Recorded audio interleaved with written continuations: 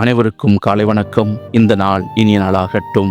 முன்னொரு காலத்தில் மருதபுரி நாட்டில் பொன்னுரங்கம் என்ற ஏழை இருந்தான். அவலட்சணமாக இருந்த அந்த மனிதன் மாடு மேய்த்து வாழ்க்கை நடத்தி வந்தான். அருகில் இருந்த காட்டிற்கு மாடுகளை ஓட்டிச் செல்வான்.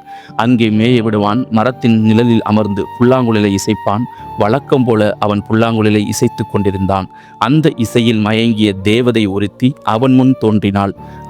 இப்படி ஒரு இனிய இசையை நான் கேட்டதில்லை.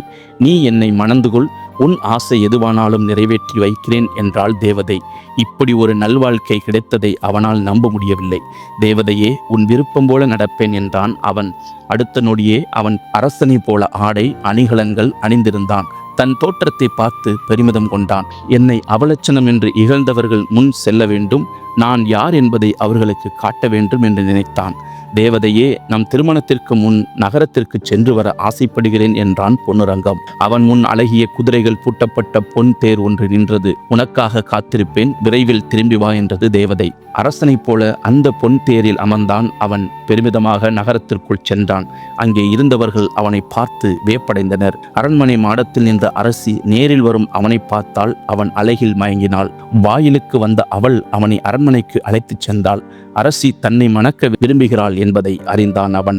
தேவதையை மணப்பதை விட அரசியை மணப்பதே சிறந்தது என்று நினைத்தான். அரசியை வணங்கிய அவன், இந்த அடிமையை திருமணம் செய்து கொள்ளுங்கள், வாழ்நாள் முழுவதும் உங்களுக்கு துணையாக இருப்பேன் என்றான். அங்கே என்ன நடந்தது என்பதை அறிந்தது தேவதை. அவன் அரச வடிவம் மறைந்து முன்பு இருந்தது போல அவலட்சணமாக காட்சியளித்தான் பொன்னுரங்கம். எரிச்சல் அடைந்த அரசி, இந்த அவலட்சணத்தை யார் அரண்மனைக்குள் விட்டது, அடித்து விரட்டுங்கள் என்று வீரர்களுக்கு கட்டளையிட்டாள். ஏமாற்றத்துடன் காட்டிற்கு வந்தான். நீண்ட நேரம் புல்லாங்குழலை இசைத்தான். தேவதை அவன் முன் தோன்றவே இல்லை.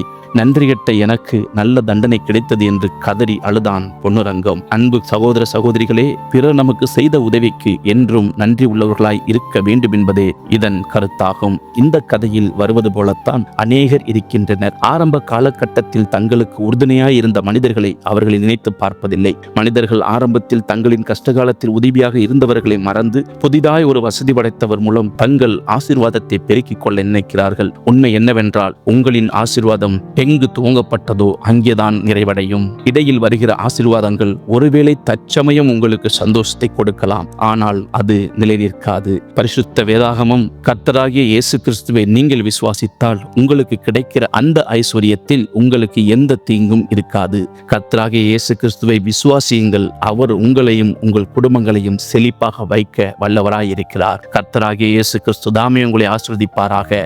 இந்த நாள் இனிய நாளாகட்டும்.